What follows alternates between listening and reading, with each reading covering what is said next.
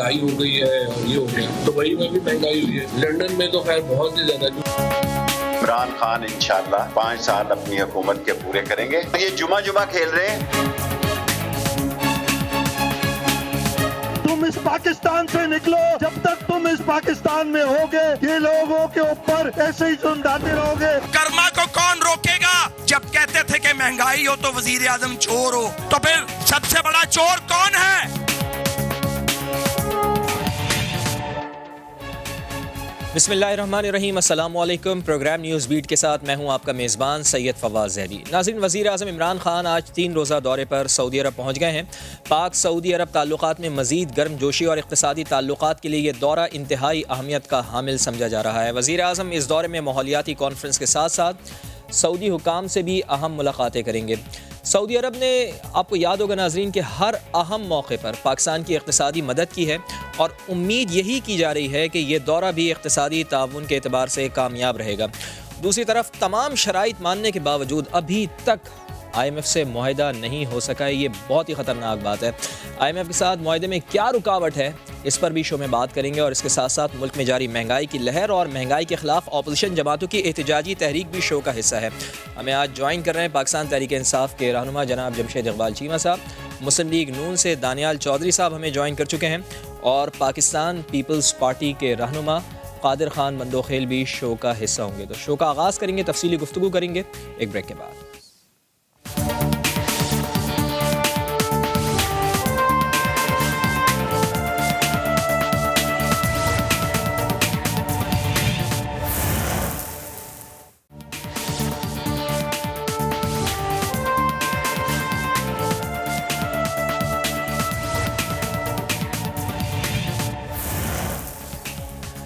तो प्रोग्राम में तमाम मेहमानों का शुक्रिया। जमशेद इकबाल चीमा साहब, गुफ्तगू का आगाज़ आपसे कर लेते हैं। वज़ीर आज़म 3 रोज़ा दौरे पर सऊदी अरब पहुँच गए हैं। क्या आप बता सकते हैं कि इस दौरे का बुनियादी मकसद क्या है और वज़ीर आज़म एक बार फिर इक़्तिसादी इमदाद के हुसूल के लिए क्या सऊदी अरब गए?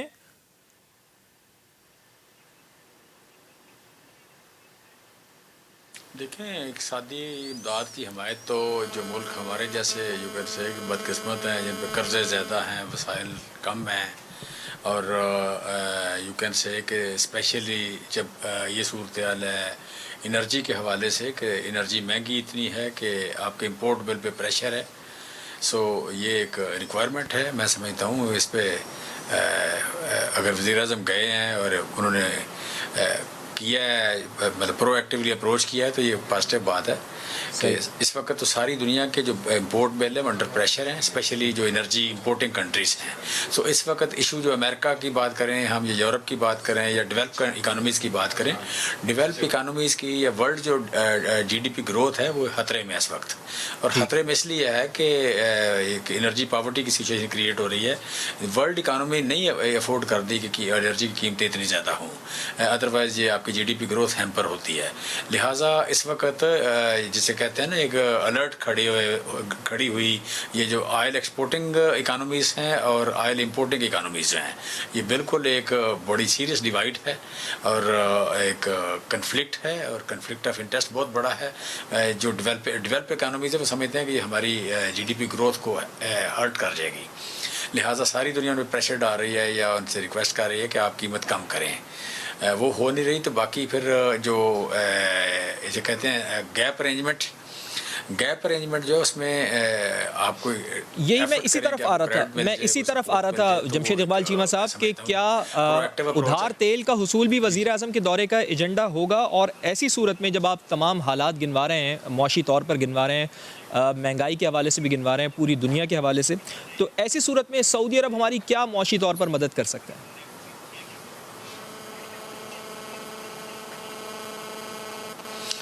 देखिए, मदद तो वो ये कर सकते हैं कि आपको कोई पेमेंट टर्म में कोई सपोर्ट कर जाए। बाकी कीमत तो ज़ाहिर एक ग्लोबल कीमत है, वही रहनी है। कर्ज पे आपको दे दें तो वो चीज़ एक हो सकती है। ठीक है। बाकी इमदाद तो ज़रा छोटी मोटी होती है। जब आप ट्रेड करते हैं उनके साथ तो आपकी 10-12 अरब डॉलर की एक इम्पोर्ट है, तो ट्रेड में यही है कि आपकी पेमेंट टर्म का असूल अपना कोई इजी पेमेंट्स कर दें, बाकी नहीं कुछ हो सकता।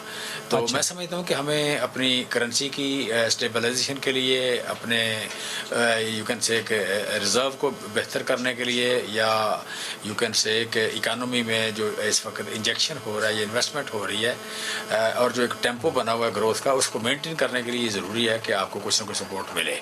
सो हम सऊदीया से इस रिक्वेस्ट कर सकते हैं। सही। हमारे बड़े पुराने रिलेशनशिप्स हैं। जब भी हमें कोई ज़रूरत पड़ती है या जब भी हमारी किसी भी हुकूमत को ज़रूरत पड़ती है, माजी में भी हम सपोर्ट लेते रहे। सो हमें तो जब नई हमारी हुकूमत आई तो उस वक्त भी इन्होंने बड़ा सपोर्ट किया था, अब भी करेंगे इंशाल्लाह। ठीक है। अच्छा, ये भी हमें याद है कि जब मोहम्मद बिन सलमान साहब यहाँ पर पाकिस्तान के दौरे पर आए थे तो उस वक्त भी उन्होंने इन्वेस्टमेंट के पॉइंट ऑफ व्यू से कई MOU साइन किए थे। तो क्या इस दौरे में उस हवाले से भी कोई डेवलपमेंट हो सकती है जो इन्वेस्टमेंट प्लान सऊदी अरब पाकिस्तान में लेकर आना चाह रहा था, ख़ास तौर पर ऑयल सेक्टर के हवाले से? देखिए, मुझे ऑयल सेक्टर्स मैं समझता हूँ कि इसमें अगर वज़ीर-ए-आज़म पाकिस्तान गए हैं तो यकीनन कुछ ना कुछ, जिसे कहते हैं ना, एक बैकडोर डिप्लोमेसी, वो तो कहीं ना कहीं मौजूद है, फिर ही गए हैं। अदरवाइज़ तो नहीं जाने का बनता ना जहाज़। तो बैकडोर डिप्लोमेसी में यही है ना कि जो आपके माजी के प्लान्स थे या फ्यूचर प्लान्स हैं उन पर डिस्कस हो, या जो पुरानी चीज़ें पेंडिंग हैं वो ऑन ट्रैक आ जाएं। इसके अलावा तो नहीं हो सकता। तो बाकी और ये साथ ही एक बात इम्पॉर्टेंट है कि without doing any compromise, without any compromise अगर चीज़ें हों तो फिर हमें फ़ायदा है। सो बैकडोर डिप्लोमेसी में या लॉबिंग में या एक कह रहे हैं सफारतकारी में ये चीज़ें यकीनन सामने आई होंगी और उसके मुताबिक ही चलेगा। जी चलें जी, आप कह रहे हैं कि सिफारतकारी के हवाले से चीज़ें सामने आई थी और उसके मुताबिक ही चलेंगे, पाकिस्तान किसी किस्म का कोई कॉम्प्रोमाइज़ नहीं करेगा। दानियाल चौधरी साहब, वज़ीर आज़म सऊदी वली अहद की दावत पर सऊदी अरब के दौरे पर पहुंच गए हैं। सऊदी अरब हमारा बहुत पुराना और पक्का दोस्त है। आप इस दौरे को कैसे देखते हैं? एक चीज़ और, आपकी पार्टी भी सऊदी अरब से के साथ देरीना ताल्लुकात उसके रहे हैं, उन्होंने भी हर मुश्किल वक्त में सऊदी अरब की तरफ ही देखा था। तो अगर ये हुकूमत भी सऊदी अरब से इक़्तिसादी ताउन के लिए देख रही है तो बुराई क्या है इसमें सर? बिस्मिल्लाहिर्रहमानिर्रहीम। देखें, हमें तो मुझे तो जमशेद साहब की मासूमियत पर हंसी भी आ रही है और पाकिस्तान की आवाम के ऊपर रोना भी आ रहा है कि आपको क्या वाकई ही लगता है कि ये जो बातें कर रहे हैं इसी के लिए गए हैं? आज प्राइम मिनिस्टर इमरान खान सिर्फ एक चीज़ का मुंतज़र है, वो है ढील या डील। अच्छा, डील या ढील के मुंतज़र हैं और इसीलिए वो अपनी एक लाइफ लाइन मांगने के लिए गए हैं। ठीक है, और वो लाइफ लाइन इसलिए मांगने गए हैं कि जो आज पाकिस्तान के हालात हैं। जी, तो क्या वो सऊदी अरब से मिलेगी? आप जो कह रहे हैं डील या ढील, जो मैं आपको बताता हूँ, लेट मी फिनिश। जो आज पाकिस्तान के हालात हैं, महंगाई के हालात हैं, जो बेरोज़गारी के हालात हैं, जो इन्होंने पाकिस्तान अपने इस रीजन में अपनी डिप्लोमेसी के हालात किए हुए हैं, वो ईरान हो, वो टर्की हो, वो चाइना हो जो आपका सबसे अच्छा दोस्त है, वो जो पूरा CPEC को सबटाज किया हुआ है इन्होंने, इस हुकूमत ने, जो सऊदी अरब जिसने आपको पिछली दफ़ा भी डिफर्ड पेमेंट्स के ऊपर फ्यूल दिया था, लेकिन उन्होंने आपको प्रेशर डाल के वो फ्यूल के पैसे पहले ले लिए। वो शायद आप भूल गए हैं या ये प्राइम मिनिस्टर साहब या इनकी पार्टी के लोग भूल गए हैं। हम नहीं भूले और ना आवाम भूली है। और ये आज ना आवाम, इनके अंदर आवाम का दर्द होता, इनके अंदर आवाम की पल्स के साथ ये चलते होते तो ये महंगाई के ऊपर छोड़ डालते। ये IMF के पास अपनी वो टीम भेजते जो आपकी कोई कमिटमेंट्स करके आती। IMF के पास जाके पाकिस्तान बेच के आ गए हैं। IMF के पास जाके ये बिजली के नर्फ डबल करके आ गए हैं। ये अपने गैस, आटा, चीनी को डबल करके आ गए हैं। कौन सी टीम जाती है? वज़ीर ख़ज़ाना तो चले गए वहां पर। भाई ये सब चीज़ें आपके खैर वो कहते हैं ना, हाथी के दांत खाने की और दिखाने की और। ये मैं फिर आपको बात करूं, ये बात आपको समझ आएगी कुछ दिनों बाद। ये ना किसी फ्यूल के लिए, ना कोई डिफर्ड पेमेंट्स के लिए, ना कोई और, दो चीज़ें, डील और ढील के मुंतज़िर हैं ये, और किसी चीज़ के लिए नहीं है। ये वही पार्टी है जो कंटेनर के ऊपर खड़े होकर एम्पायर की उंगली का इंतजार कर रही थी। How can you forget? This is not the pulse of people, they are not from people, they are not by people. ये सिलेक्टेड गवर्नमेंट है, ये सिलेक्टेड तरीके से आए और इंशाल्लाह जो उनका हाल हो रहा है, ये जो अवाम के साथ ये ज्यादतियां कर रहे हैं, जो पाकिस्तान के साथ ज्यादतियां कर रहे हैं, इनको यही अवाम उठा के बाहर फेंकेगी। कोई इक़्तिसादी मदद मिल जाती है तो वो IMF और दूसरे कर्जों से तो अच्छा नहीं है? अगर वहां से कोई हमें सपोर्ट मिल जाती है तो कितनी मिल जाएगी? $2 बिलियन, $3 बिलियन। जो इनका 3.4 खाली जो ट्रेड डेफिसिट कम करना है वो $3.5 अरब है, वो कैसे कम करेंगे? ये खाली ट्रेड डेफिसिट की बात कर दें। जो आपके कर्जों की कीमत बढ़ गई है उसको छोड़ दें, जो डबल ट्रिपल हो गए हैं डीवैल्यूएशन की वजह से, आप उनको सब छोड़ दें। जो आपने पेमेंट्स करनी है उनको भी छोड़ दें, जो आपने अपनी टैक्स कलेक्शन नहीं हो रही उसको भी छोड़ दें। भाई ये कौन सा टारगेट मीट करेंगे? इनके आवे का आवा बिगड़ा हुआ है। आप एक सिमत मुझे बता दें, मुझे बताएं कि LNG टाइम से प्रोक्योर कर सके? नहीं कर सके। चाइना, अमेरिका, ऑस्ट्रेलिया जैसे मुल्क जो है वो, सॉरी रशिया जैसे मुल्क, ये मार्च में LNG प्रोक्योर कर चुके हैं। अपनी एक दो जो उनकी गाड़ियां, वो जो शिप्स हैं फालतू कर चुके हैं। पाकिस्तान ने आज अभी तक प्रोक्योर किया है? नहीं किया। क्या इनकी नाअहलियों में भी इनको असिस्ट करेंगे? गंदम का जो शॉर्टफॉल, जो आपके गंदम शॉर्टफॉल की वजह से जो खसारा पड़ रहा है, जो आपको $90 पर टन आप महंगी गंदम खरीद रहे हैं अपनी नाअहली और नालायकी की वजह से, जो आपको $280 पर टन मिल रही थी, आपने वो नहीं खरीदी, आपने $369 पर टन खरीदी। क्या उसमें भी आपकी मावनत करेंगे सऊदी अरब वाले?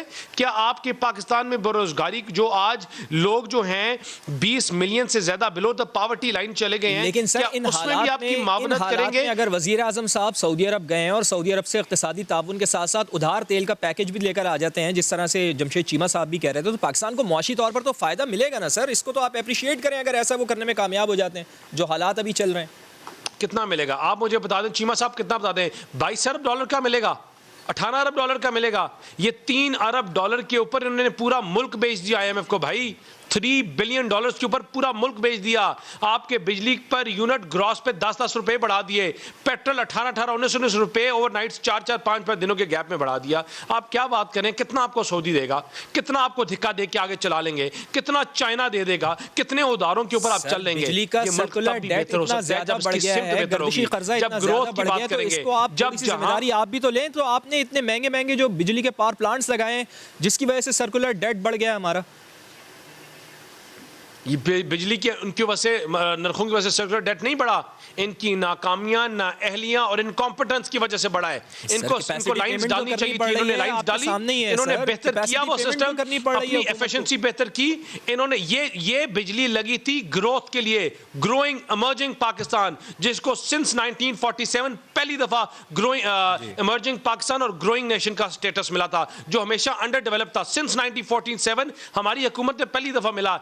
ये बिजली के कारखाने उस पाकिस्तान के लिए लगाए गए थे जहां इंडस्ट्री ने आना था, जहां गरीबों के लिए काम होना था, जहां मुल्क की मैशतें बेहतर होना था, जहां हमने अपने पाकिस्तान से चीजें एक्सपोर्ट करनी थी। मुझे बता दें क्या फेवरेबल पॉलिसी है पिछले 4 साल में? क्या ग्रोथ की तरफ पॉलिसी है? स्मॉल और लार्ज स्केल मैन्युफैक्चरिंग खत्म आपकी हो गई, आपने कोई ग्रोथ कोई इसका जवाब देंगे चीमा साहब? जो मुद्दे आप उठा रहे हैं जमशेद चीमा साहब से, इसका जवाब भी देंगे? मुझे जरा कादिर खान मंदोखेल साहब से भी बात आपको क्या कह रही है सर्दियों में कि हम सिर्फ 3 टाइम की गैस दे सकेंगे घरों के लिए, सिर्फ 3 टाइम की, और आपको घरों पे गैस नहीं मिलेगी सर्दियों में। वो एक और खैर करे अभी तक। तो क्या सऊदी इस चीज में भी उम्मीद तो यही है, उम्मीद तो यही है कि गैस भी मिल जाएगी। कादिर खान मंदोखेल साहब, वजीर आजम सऊदी अरब के दौर, जी आप कंप्लीट कर लें, फिर मुझे कादिर खान मंदोखेल साहब की तरफ जाना है।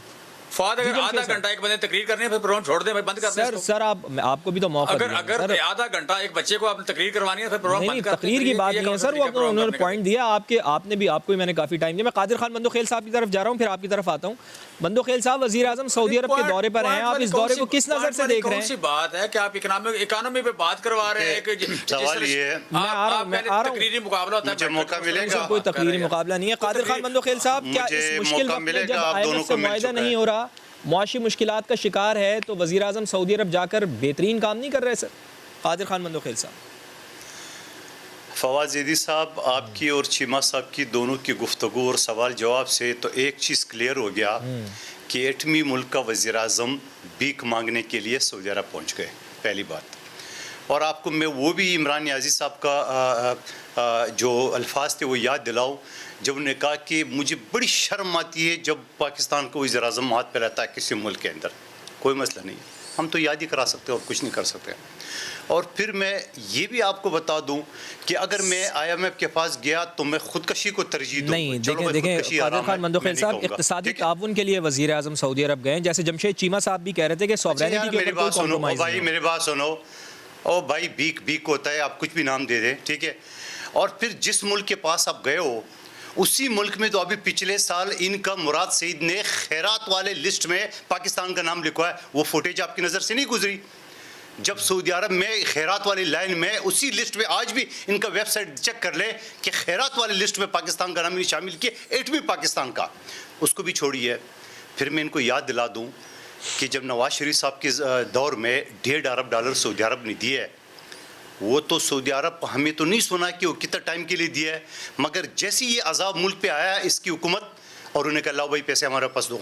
आपको याद है चीमा साहब इस बात से इनकार कर सकते हैं कि पाकिस्तान ने चाइना से उधार लेके उसको देने पड़े उनको सऊदी अरब को। लेकिन कादिर खान मंदोखिल साहब, सऊदी अरब ने हमेशा जिस तरह आप भी जिक्र कर रहे हैं पाकिस्तान की मदद तो की है ना, इस बार भी इनकार तो नहीं करेगा। ये बात तो आप माने ना कि हमारी मईशत को सपोर्ट की जरूरत है, अगर वहां से सपोर्ट मिल जाती है तो इससे क्या बड़ी बात? अच्छा सुन ले, ओ यार सुन ले भाई, सुन ले, आपने इतनी आधा घंटा तकरीर हमें सुना दी, हमारा भी 2 अल्फाज। मैं एक चीज करूं, मुझे सवाल पूरा जवाब देने दो। मैं ये नहीं कह रहा हूं, मैं ये कहना चाह रहा हूं कि जब सऊदी अरब ने आपसे खड़े खड़े लाओ भाई पैसे लाओ, और आपको चाइना से पैसे लेके उनको देने पड़े, और फिर आप 8वीं पाकिस्तान, आपकी सारी पुरानी बातें वज़ीर आज़म साहब के, वो मैं नहीं याद दिलाऊंगा, एक एक पाकिस्तानी को याद है आज किस मुंह से आप गए हो, ठीक है? और फिर बात सवाल ये है कि वहां से जिस तरह IMF से नाकाम लौट गए, तो अगर सऊदी अरब से भी आप नाकाम लौटे, उन्हें खैरात देने से मना कर दिया है, फिर क्या मुझे कहोगे पाकिस्तान को?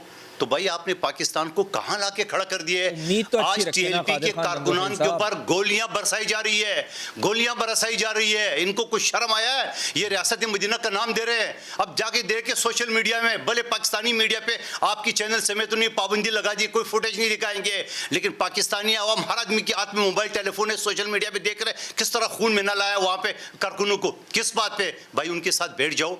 और फिर नवाज शरीफ साहब के दौर में जब वो इनके ये रहनुमा, कल मेरे साथ एक चैनल पे कह रहे कि भाई उन्होंने उस वक्त जब TLP इस्लामाबाद आ गई तो उनका वजीर दाखिला, वो क्या नाम है उसका, वो चले गए मुल्क से बाहर।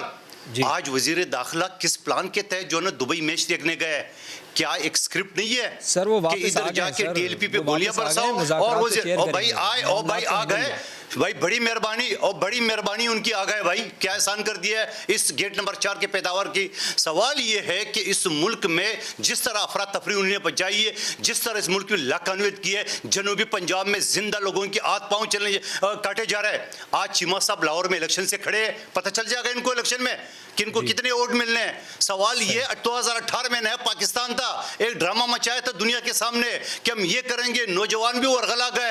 आज एक एक आदमी, बुजुर्गों से ज्यादा, खवातीन से ज्यादा नौजवान जो ना वो स्मार्टफोन फोन लेके आदमी करते हैं, उनको पता है कि इस कठपुतली और नालायक और निकम्मे हुकूमत ने पाकिस्तान को कहां पहुंचा है। आज आपको मुझे बता दो पेट्रोल कहां चल रहा है, और जब जब जब ये दुनिया का सहारा ले रहे, दुनिया में महंगाई हुई है। पिछले हफ्ते इनके गवर्नर सिंह ने बयान दिया कि दुनिया में महंगाई हुई है, हमने कंट्रोल कर लिया है। ओ भाई झूठे इंसान कहां कंट्रोल कर लिया है? आइए जरा राशन की दुकान में चले। और फिर उसको भी छोड़िए, जब कोविड के जमाने में दुनिया में पेट्रोल की प्राइसेस माइनस पे चल रही थी, और जब उनकी अरस्तु से पूछा था किसी ने, असद उमर से, कि भाई आप तो दुनिया में तो फ्री मिल रहे, माइनस चल रहा है, बोले हम पहले पेमेंट कर चुका है। और फिर ये भी याद दिला दूं, पीपल्स पार्टी के दौर में जहां दहशतगर्दी का राज था, जहां इस्लामाबाद की पहाड़ियों तक दहशतगर्द पहुंच चुके थे, और उस वक्त भी दुनिया में पीपल्स पार्टी की हुकूमत $147 पर बैरल खरीद रही थी, और जबकि आवाम को दे रहे थे 106 में। आज ये 80, 50, 81 है, बल्कि ये 85 बोल रहे हैं। चलो 85, $138.40 में कराची में बिक रही है। तो मुझे बताओ ये कहां लेके जा रहे हैं? डॉलर को कहां लेके जा रहे हैं? और आगे कहां लेके जा रहे हैं? हुकूमत ने कोशिश की है कि महंगाई को कंट्रोल करे, उसको पीछे लेकर आ रही है, जो संजीदा कोशिशें कर रही हैं कादिर खान मंदोखिल साहब हुकूमत की जानिब से। एक शख्तली वाली बात है, आवाम को समझ में नहीं आ रही है। ये कटोरा लेके भीख मांगेंगे, ये पता नहीं अफगानिस्तान और बांग्लादेश से ना भीख मांगे, इनका ये हाल होगा। अभी तो थोड़ा सब्र करो, 3.5 साल में जो आवाम का अशर नशर किया, इनको अभी ज़मीनी इंतखाबात में पता चल जाएगा। जवाब ले लेते हैं, जवाब ले लेते हैं। आप ज़मीनी इंतखाब का भी जिक्र कर रहे हैं, जमशेद इकबाल चीमा साहब से जवाब ले लेते हैं ना। जिसकी आधी काबिना जो ना, उनको पता ही नहीं है वजीर कहां से आ रहा है, मुशीर कहां से आ रहा है, और वो ऐसा ही चीप लगाने के ख्वाब देकर है। जवाब ले लो, खौफ बालो, जितनी चादर है उतनी पाँव फैलाओ। चलें जी, जितनी चादर है उतने पाँव फैलाओ। जमशेद इकबाल चीमा साहब, IMF की डील भी नहीं हो पा रही है सर, इसकी क्या वजह है? और जो एतराज़ात उठा रहे हैं दौरे सऊदी अरब के हवाले से, इसका भी जवाब दे दिएगा अपोजिशन की जानिब से जो उठाए गए हैं।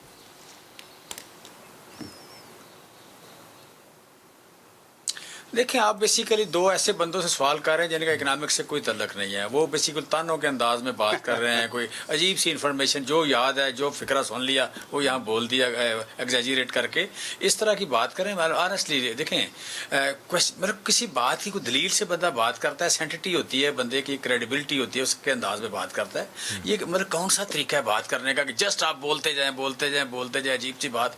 मतलब यहाँ पे मुझे ये बताएं कि मैं अगर किसी मुल्क से मैं डेफर्ड पेमेंट पे कोई चीज़ लूँ, तो मतलब किसी ऐसे बंदे से जो चोरी करके इस मुल्क से पैसे बाहर ले जाए, मैं ज़्यादा मुअज़्ज़ज़ हूँ या चोर ज़्यादा मुअज़्ज़ज़ है? मैं अपने मुल्क के 22 करोड़ लोगों के लिए, मैं उनकी ज़िंदगियों में बेहतरी के लिए, मैं अगर कोई चीज़ किसी मुल्क से जाके, और वाकई ये जो मंदो खेल साहब बात करें, वाकई शर्म की बात है, जाके मांगना कोई आसान नहीं है, झोली फैलाना आसान नहीं है, चोरी करना आसान है, ये डाका मारना आसान है, किसी की टांग के साथ बम बांधना आसान है। बच्चे क्या आपके नौकर, क्या आपके बच्चे, क्या बेटे, क्या दूसरे के बेटियों का मैं नाम नहीं लेता, आपके हर एक के अकाउंट से पैसे निकालना आसान है, हर एक के अकाउंट में मनी लॉन्ड्रिंग करना आसान है, वो ज्यादा इज्जत का काम है। और जाके अपने 22 करोड़ लोगों की जिंदगियों में कुछ सुख लाना, ये ज्यादा बेइज्जती का काम है। और फिर नालायक वो है, मतलब आप कह लें कि मियाँ नवाज शरीफ एक फिक्रा नहीं पढ़ सकता, आप कह लें कि मियाँ साहब एक फिक्रा नहीं पढ़ सकते अंग्रेजी का बगैर चिट देखे, तो वो लायक हैं। और इमरान खान जो ऑक्सफोर्ड का पढ़ा है वो नालायक है, और मियाँ साहब लायक हैं। और फिर महंगाई की जिसकी वजह से हमें लोगों ने मार देना है, तबाह कर देना है। आज भी कराची में 17 रुपए किलो आटा महंगा बिकता है पंजाब से, वो ज्यादा लायक हैं। और वहाँ 20 रुपए किलो दूध महंगा बिकता है लाहौर से, वो ज्यादा लायक हैं। और हम नालायक हैं। दुनिया हमसे नफरत करती है, इनको प्यार करती है। भाई आपको 700 वोट मिलता है लाहौर से, आपको बंदा नहीं मिलता लाहौर में खड़ा करने के लिए। जरदारी साहब पहले 3 करोड़ रुपए देते हैं, फिर टिकट साथ पकड़ाते हैं, वो सिंध से लूट के लाते हैं, यहाँ पे आके लोगों को पैसे देते हैं, फिर टिकट देते हैं। मुझे ये बताएं कि लाहौर के किस हल्के में आपने 5000 वोट लिया है, किस हल्के में आप 5000 वोट ले सकते हैं? भाई जिस बंदे की औकात ये है कि 5000 वोट नहीं ले सकता, वो इतना ऊंचा बोले यार, कुछ तो उसे भी शर्म आनी चाहिए। ये शर्म सिर्फ मेरे लिए रह गई है, कोई आपके लिए भी है कि नहीं? कुछ शर्म आपके लिए भी है कि आप 5000 वोट मुझे बता दें। लाहौर के 14 हल्के हैं, पंजाब के 155 हल्के हैं। आप मुझे 155 हल्के में बता दें, आप पिंडी डिवीजन में किस जगह आप वोट ले सकते हैं? मुझे बता दें लाहौर डिवीजन में कहां वोट ले सकते हैं? आप मुझे बता दें गुजरांवाला डिवीजन में कहां आपको वोट ले। भाई आप तो पूरे पाकिस्तान की पार्टी थे, चारों सूबों की जंजीर बेनजीर। आज आपको कोई ठींगा नहीं दिखाता, आपकी ये औकात है। आप फारग हो गए, आप अंदरूनी सिंध की पार्टी बन गए। सवाल ये है जमशेद इकबाल चीमा साहब, आप जो तनकीद कर रहे हैं ऑपोजिशन के ऊपर, जिस तरह से महंगाई आपके दौर में बढ़ रही है, तो अगले इलेक्शन में क्या आपका हाल भी ऐसा ही ना हो जाए? मुझे सिर्फ मेरा ये सवाल ले लें कि अभी IMF आपसे कह रहा है कि 500 अरब रुपए के टैक्सेस लगाएं, शरह सूद बढ़ाएं, निचकारी करें, बिजली महंगी करें, रुपए की कदर को और कम करें। सर अगर आप ये चीजें करते हैं, फिर अगले इलेक्शन में कैसे जाएंगे? इलेक्शन करीब है, उस पर देख लेंगे, क्यों नहीं? देखें देखें मेरा इलेक्शन आगे दूर नहीं है, मेरा इलेक्शन करीब है। हम पंजाब में अभी भी लड़े हैं इलेक्शन, सारी जगह लड़ रहे हैं। हमने अभी बल्दियाती क्या नाम है कैंट में हुए हैं, हमारी सबसे सारी पार्टी में ज्यादा सीटें आई हैं। देखें अगर अवाम हमारे साथ भी ऐसा करते हैं तो हम बैठ के जायजा लेंगे इस बात का, क्यों नहीं लेंगे? सो बेसिकली मैं कहता हूँ जिनको अवाम डिसऑन कर चुके, जिनको रिजेक्ट कर चुके, जिनका इंफ्रास्ट्रक्चर टूट गया, जिनकी पार्टियां खत्म हो गई, पार्टियां सुकड़ के रह गई एक ऐसी जगह जिसे माफिया की तरह बैठे हैं छोटे से जगह पे, वो बैठ के इतनी ऊंची बातें, इतनी बड़ी बातें। चले भी 5 दिसंबर को आपका इंतखाब होना है, पीपल्स पार्टी ने असलम गिल साहब को आपके मुकाबले में कैंडिडेट खड़ा कर दिया। ज्यादा दूर नहीं है, नून लीग ने अभी कैंडिडेट खड़ा करना है। जमशेद इकबाल चीमा साहब, मुझे ब्रेक लेनी है नाज़रीन। जब हम दोबारा आएंगे तो महंगाई के ऊपर भी बात करेंगे, और ऑपोजिशन जो महंगाई के हवाले से तहरीक चला रही है कितनी कामयाब होगी, एक ब्रेक के बाद।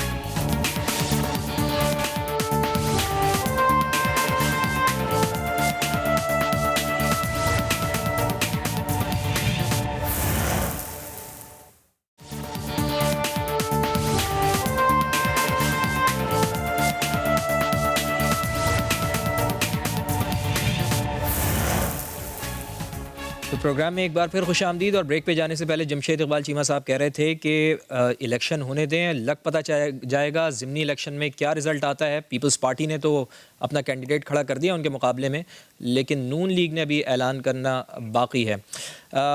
ये बताइए चौई साहब कि एक तो आप जमशेद इकबाल चीमा के मुकाबले में किसको कैंडिडेट खड़ा कर रहे हैं, और महंगाई के हवाले से बताइए कि महंगाई का जोर नहीं टूट रहा है, हुकूमत का दिफा ये होता है कि एक तो महंगाई की वजह आलमी मार्केट में है, और क्या ये जवाज़ काफ़ी है, और एक दूसरा जवाज़ हुकूमत ये भी देती है कि महंगाई साबिक़ा हुक्मरानों की वजह से है, यानी आप भी इसके ज़िम्मेदार हैं। आपकी हुकूमतों ने माशी तौर पर मुल्क को तबाह कर दिया, महंगी बिजली के कारखाने लगाए, ज़राअत पर बिल्कुल तवज्जो नहीं दी। अगर आप लोग तवज्जो दे देते तो आज हमें ये दिन ना देखने पड़ते। सर हम बचपन में एक कहावत सुनते थे कि अब के मार के देख, ठीक है ना, तो ये इनका वही हाल है कि हमने कहा कि पता चल जाएगा आपको।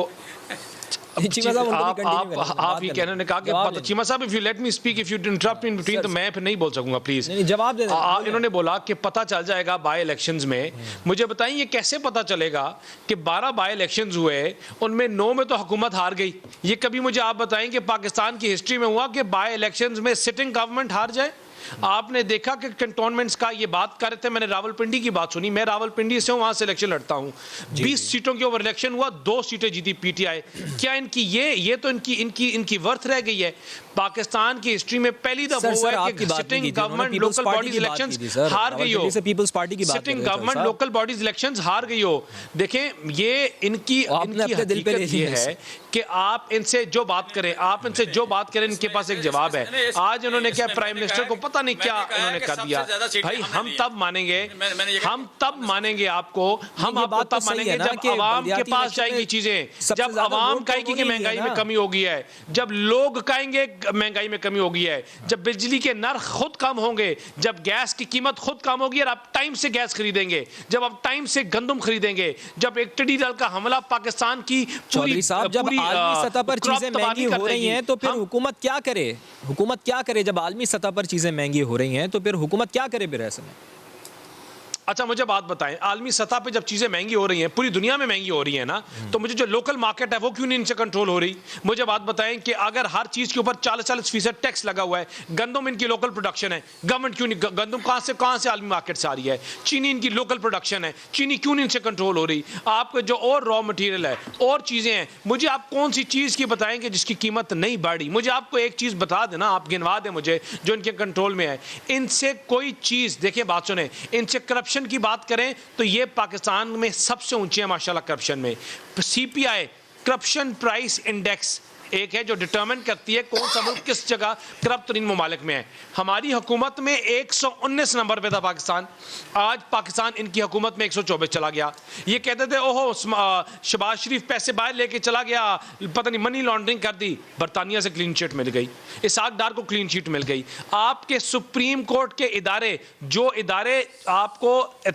आपके अकाउंटेबिलिटी करते हैं और जो आपको देते हैं, वो क्या कहते हैं कि institutions like NAB are being used for political engineering and arm twisting. इदारों को अपने मफाद के लिए इस्तेमाल कर रहे हैं। और फिर भी मैं इनको बार बार कहता हूं, इनको इतनी अच्छी होम्योपैथिक ऑपोजिशन कभी नहीं मिल सकती थी, जिसने कहा जो करना है करो भाई, पाकिस्तान में डिलीवर करो। सर जी, जो आपने 50 करोड़ घर किए थे वो डिलीवर करो, जो आपने 1 अरब नौकरियां की थी वो डिलीवर करो, गरीब से जो वादे किए थे वो डिलीवर करो। क्यों नहीं लेके गए आप? जी आप क्या कह रहे हैं साहब, मैंने कहा जो नैब का ऑर्डिनेंस लोग लेकर आए, क्यों नहीं लेके गए आप अभी तक? उसको चैलेंज क्यों नहीं किया? सुप्रीम कोर्ट, आप क्या बात कर रहे हैं?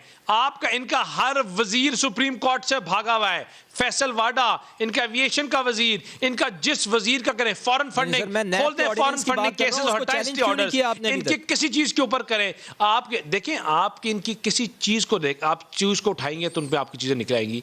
हम एक हर चीज नैब की बात करते हैं, नैब की अब एक्सटेंशन है जो उसके ऊपर बात है सुप्रीम कोर्ट की, वो उस पर भी लेके जाएंगे और इनको कोर्ट्स के सामने फिर लाके खड़ा करेंगे। लेकिन आज पाकिस्तान की आवाम का सबसे बड़ा मसला है महंगाई, बेरोजगारी, झूठ जो इन्होंने किया हुआ है। That is our utmost priority, utmost importance. इसीलिए जो तहरीक शुरू हुई है कि गली गली मोहल्ले में महंगाई के खिलाफ, कि खुदारा इनको समझने दें, खुदारा अपनी इस्लाह तब कर सकेंगे जब माने कि हमें बीमारी है, जब आप एक्सेप्ट कर लें कि यार ये हमसे कोताहियां नलायकियां हो गई हैं, आप माने कि शौकत तरीन जब जो अपना सिर्फ बैंक नहीं चला सके वो पाकिस्तान कैसे चलाएंगे? आप माने कि आपने 6 एफबीआर के हेड्स हटा दिए फाइनेंस के, जिन्होंने पाकिस्तान चलाना था। आपके पास कोई फाइनेंस मिनिस्टर नहीं है, आपके पास आज भी 4था साल शुरू हो गया है। आप पार्टी माने कादिर खान बंदूखेल साहब भी बैठे हुए हैं, उनसे भी जवाब ले लेते हैं। दानियाल जॉय साहब, आपका नुक्ता आ गया है। सर, कादिर खान बंदूखेल साहब, आपकी भी सिंध में हुकूमत है, महंगाई को कम करने में कुछ जिम्मेदारी तो आपकी भी बनती है ना। पीडीएम के साथ पीपल्स पार्टी भी महंगाई के खिलाफ एहतजाज कर रही थी, कल एक जलसा भी कराची में आपने किया था, आपके वज़ीर आला ने शिरकत भी की थी, लेकिन बिलावल भुट्टो वैसे ही पीछे हैं, खुद शिरकत करते हैं लेकिन आपके लीडर शिरकत नहीं करते। इसी तरह जैसे नून लीग की जो मरकज़ी क़यादत है वो तो शिरकत करती है लेकिन उनके लीडर शिरकत नहीं करते। और एक बड़ा अहम सवाल उठाया जमशेद चीमा साहब ने कि आप लोगों की हुकूमत यहाँ पर है तो आप लोग आटा क्यों नहीं सस्ता दे देते आवाम को? 5 करोड़ आवाम पर तो आप भी हुक्मरानी करते हैं ना सर, कादिर खान बंदूखेल साहब। फवाद जैदी साहब, पहले तो मैं इस बात पे आ रहा हूँ, पहले इनको ये बता दूँ, चीमा साहब कह रहे हम सिंध की पार्टी है जी। कराची में अभी 5 महीने पहले मैंने चीमा साहब की 14 MNA 29 MPA पार्टी को मैं 6ठे नंबर पे इसको बेच चुका हूँ, ठीक है, ये याद रखें। और अभी कंटोनमेंट इलेक्शन में क्लिफ्टन कंटोनमेंट में जहां सदर पाकिस्तान गवर्नर सिंध अपोजिशन चुप बात सुनो, अब आराम से सुन लो, अभी किसी और को बारी दो। अब 29 इनके लीडरान कंटोनमेंट क्लिफ्टन कंटोनमेंट में रैश पर बिल्कुल सिंध में है, कराची सिंध का हिस्सा है, बिल्कुल कोई शक नहीं है, ठीक है। आपने अंदरूनी सिंध का लफ्ज़ इस्तेमाल किया है, ठीक है, अपना उर्दू से ही करें। फिर 29 इनकी लीडरान सदर Pakistan governor opposition leader Faisal Vawda सब समेत कंटोनमेंट का बोर्ड क्लिफ्टन में 10 सीटों में से 4 पीपल्स पार्टी ले गई, PTI 2 ले गई, उसको भी छोड़िए। इनका गढ़ पेशावर जिसको 8 साल से इनकी हुकूमत है, वहाँ कंटोनमेंट बोर्ड के इलेक्शन में 5 सीटों में से 2 पीपल्स पार्टी ले गए और 1 PTI ले गई है। ये फिर भी कहते हैं कि हम अंदरूनी से। फिर कश्मीर में जहां उन्होंने ये इनका जो गुंडा वजीर है, जो शक्ल से भी गुंडा लगता है, उनके होते हुए पैसों का फायरिंग कश्मीरी आवाम के ऊपर। सुन ले, सुन ले, आप चारों सूबों की पार्टी हैं, आप सवाल का जवाब दें, आटा क्यों नहीं सस्ता दे रहे 5 करोड़ आवाम को जिनके ऊपर हक़ हुक्मरानी आपके पास है? जरा NA 133 के कैंडिडेट चीमा साहब को भी जरा सुनाना चाह रहा हूँ, वो भी सुन ले, इलेक्शन के लिए जा रहा है, इनको लग पता चल जाएगा। अच्छा, सब कुछ बदमाशी, पैसों की गुंडागर्दी, कश्मीरी अवाम पे गोलियां बरसाने के बावजूद और इलेक्शन कमीशन कश्मीर की सुन ले भाई, सुन ले, खुदा का वास्ता यार, एक तो आपको चीमा साहब से ज्यादा आप बीच में बोल लेते हो यार, अगले को भी बोलने देना। कश्मीर के इलेक्शन में हमने सब कुछ के बावजूद 11 सीटें पीपल्स पार्टी ले गई और अभी ज़मीनी इंतखाबात में चौधरी यासीन वाला सीट फिर हम ले गए, जबकि उसका बेटा जेल में था। तो चीमा साहब जरा सब्र कर ले, अभी 133 133 में आपको पता चल जाएगा पीपल्स पार्टी क्या चीज है, ठीक है। पीपल्स पार्टी को हल्का नहीं ले, और आपने जो गोलियां TLP के ऊपर गोलियां बरसाई है ना, ये सारे TLP के वोट पीपल्स पार्टी को मिलेंगे, बता दूं मैं आपको, ये सब पीपल्स पार्टी को वोट मिलेगा। अब आइए, अब आटा की तरफ, अच्छा आटे की तरफ, अब आटे की तरफ आ जाए। सुन ले, आटे की तरफ ही आ रहा हूँ। आटा जहाँ पिछली हुकूमत ने जहाँ सरप्लस थी आटे की जो क्वांटिटी थी, इन नाइलो निकमों ने अफगानिस्तान एक्सपोर्ट कर दिया। आज भी अफगानिस्तान का बॉर्डर इनकी काले धन की वजह से, इंडिया की चालिया, इंडिया की सुपारी, आज भी बलूचिस्तान, इंडिया का पाकिस्तान, इनके कस्टम वालों की, इनकी इंटेलिजेंस की नाइली की वजह से आ रहा है। तो आप मुझे बता दो, जब आप पेट्रोल दे रहे हो 138-40 पैसे पे, क्या वो महंगाई नहीं आएगी? क्या एक दुकानदार का, रिक्शा वाला, टैक्सी वाला, हर चीज ठेले वाला, वो यही कहेंगे कि भाई मैं 1 लीटर में कितने जाऊंगा, ये खर्चात होता है। तो ये इनको जरा ये पूछे कि आपकी चीनी कितने दे रहे हैं, आप चीनी कितने में दे रहे हो, आप ये एक आटे को ना पकड़े, आप चीनी कितने में दे रहे हो? जब मियां नवाज शरीफ के दौर में जब आपने कहा कि मैं 3 महीने में पाकिस्तान में, और तो हुकूमत ये कह रही है ना, अच्छा सुन ले, अभी मेरे साथ खुरम दस्तगीर साहब मेरे साथ समा आपके चैनल में पिछले हफ्ते इस्लामाबाद से बैठे हुए दोस्तों, बोला आज ही मैंने 90 रुपए किलो जो ना वो इस्लामाबाद में आटा खरीद लिया। 80 रुपए किलो आटा तो मैंने खरीदा है कादिर खान बंदूखेल साहब, मैं तो कराची में रहता हूं, 80 रुपए आटा किलो यहाँ पे मिल रहा है। नहीं, इस्लामाबाद में 90 रुपए, इस्लामाबाद में वो बता रहा था मुझे कि 90 रुपए खरीदा है। कराची में 86 रुपए हो गया। प्रोग्राम है, आपके प्रोग्राम में, ठीक है।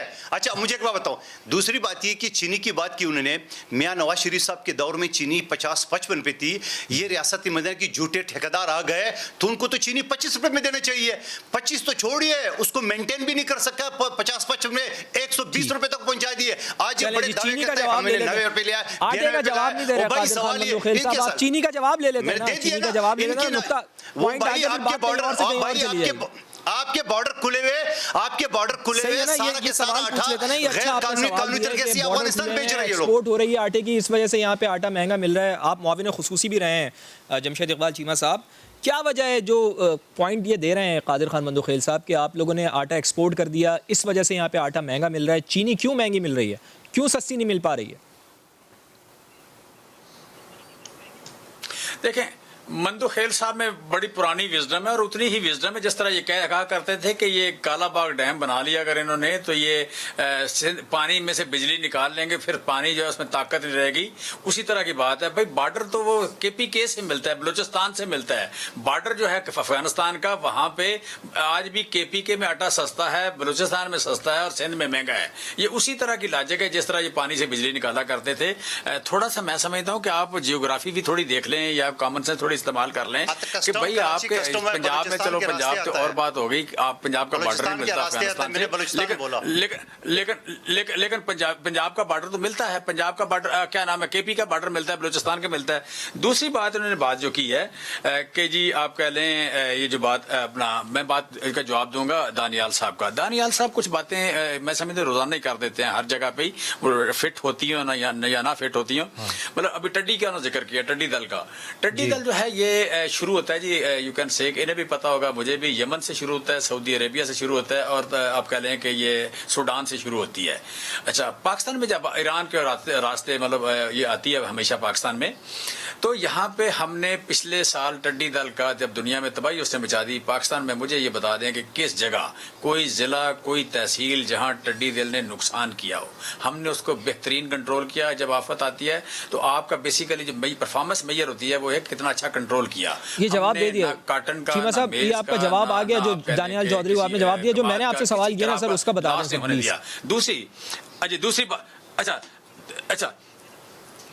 अच्छा, दूसरी इसमें बात जो है आप कह रहे हैं कि इन्होंने बात की है हमारी टड्डी दल के अलावा, जो दूसरी इन्होंने बात की है, उन्हें कहा शहबाज शरीफ को क्लीन चिट मिल गई है।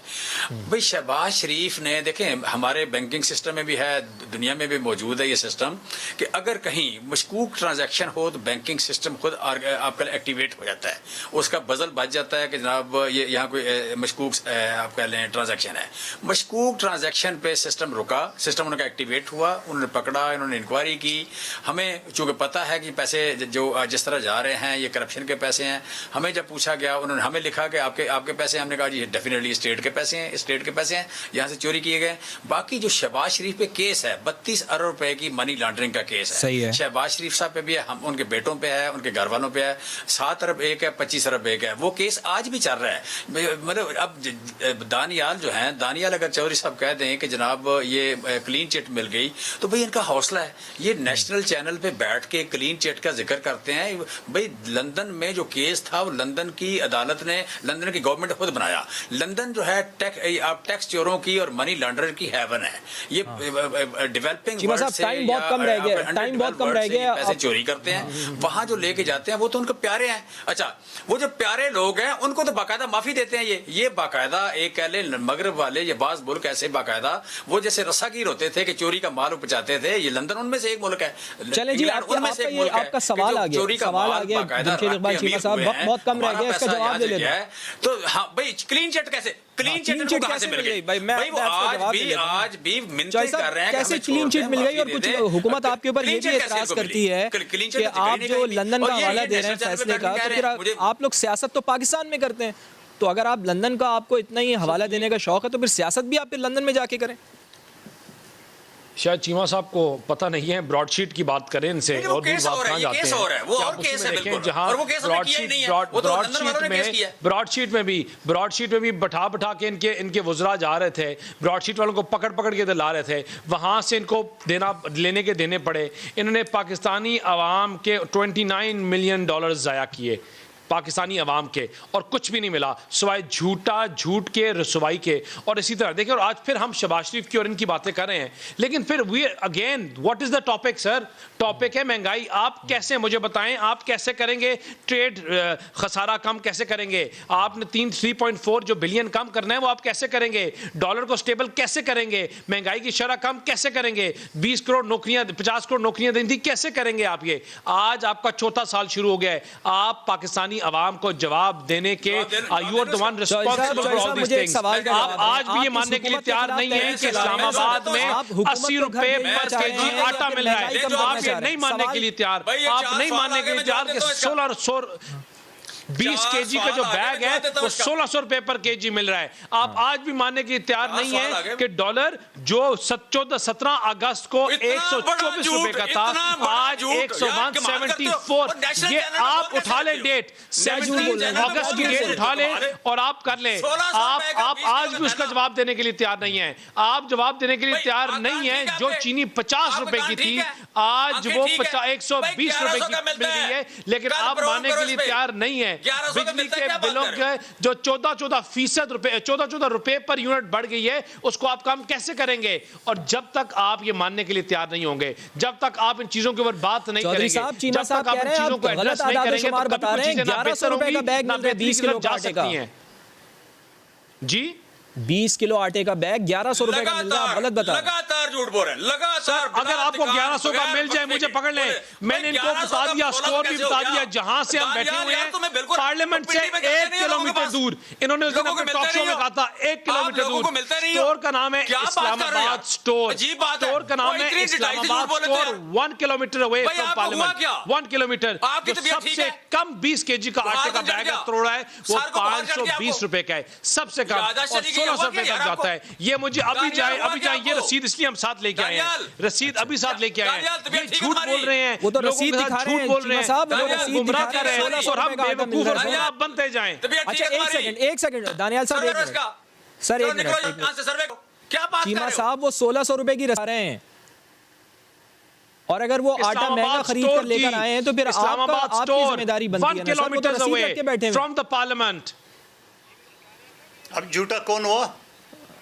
तो दानियाल साहब ये जो आप रसीद दिखा रहे हैं, ये रसीद भेजें आप इनको चीमा साहब को, ताकि वो इसे लें। वो तो ये कहते हैं कि हम प्राइस कंट्रोल कमेटियां बना रहे हैं, तो अगर आप शो महंगा होता है अभी जाए, इनको पिछली साल बता था अभी जाए, शो खत्म होता स्टोर को बंद करवाएं, पकड़े आप पकड़े। पाकिस्तान में किस किस स्टोर को बंद करेंगे? देखिए इनकी पॉलिसीज और बातें इनकी अलग है और प्रैक्टिकलिटी अलग है। जब प्रैक्टिकल चीजों के ऊपर बात करने के लिए तैयार ही नहीं है, चीजों को आगे चलाने के लिए तैयार नहीं है, तो आप कैसे करेंगे? ये ग्राउंड रियलिटी से दूर है, ये अवाम के लोग थोड़ी हैं, इनके पास अवाम की पल्स थोड़ी है। ये तो अपने हलकों में जाने से कासिर हैं। मुझे बताएं कि अपने इलाकों में जाते हैं तो उनको लोग उंगलियां नहीं उठाते। हम 1-1 लाख वोट लेके बैठे हैं। चीमा साहब से बताएं, चीमा साहब खाली दवाई है, ये उनको उठा के किसी ने वोट। पीडीएम भी एहतजाज कर रही है, पीडीएम के साथ मिल जाएं सर, कुछ एहतजाज करें, ताकि हुकूमत के हवाले से जो आप लोगों के ऊपर जो एक जिम्मेदारी बनती है, अवाम ने जो आपको जिम्मेदारी दी है, अवाम ने आपको वोट दे के पार्लियामेंट में भेजा है, तो कुछ आपकी भी तो जिम्मेदारी बनती है सर, कुछ करें। फिर आप पीडीएम के साथ मिलें, फिर कायरा साहब भी मशवरा दे रहे हैं, राना सनाउल्ला भी मशवरा दे रहे हैं। देखिए आपकी ख्वाहिश असर अंकों पे हम तमाम अपोजिशन, जिसको मैं पीडीएम का नाम नहीं दे रहा हूँ, असम्बली के फ्लोर पे आपको याद होगा जब मीडिया कंट्रोल बिल आया, अथॉरिटी लाया, तब भी हम शहबाज शरीफ साहब, बिलावल साहब, मौलाना असद साहब, तमाम अपोजिशन के रहनुमा पैदल हम वहाँ से आए और मीडिया वालों के सामने और मजदूरों के सामने जहाँ एक कोर्ट का ऑर्डर का सहारा लेके 26,000 घरों को उन्हें बेरोजगार कर दिया है, उसके हवाले से हम असम्बली के फ्लोर पर इकट्ठे हैं। बाकी पीडीएम बनाई बिलावल भुट्टो साहब ने, हमारे कुछ खदशात है ज़रूर, हमारे कुछ बीच में है, लेकिन मैं ये समझ रहा उसका मतलब ये हरगिज़ नहीं है कि हुकूमत इस पे खुश हो जाए। चलो अगर हुकूमत खुश भी होती है ना, ये तो अपने पांव पे खुद कुल्हाड़ी मार रहे हैं, ये तो अपने पांव पे खुद कुल्हाड़ी मार रहे हैं। पार्लियामेंट की हद तक तो एक साथ हैं, ऑपोजिशन मुत्तहिद है, लेकिन पार्लियामेंट से बाहर ऑपोजिशन मुत्तहिद नहीं है। इसके बारे में आपको सोचना होगा, चूंकि अवाम महंगाई के मारे हैं, अवाम महंगाई के ऊपर बहुत ज़्यादा पिस रहे हैं। प्रोग्राम का वक्त ख़त्म हो गया। अपने मेज़बान फवाज़ ज़ैदी को इजाज़त दीजिए। अल्लाह ने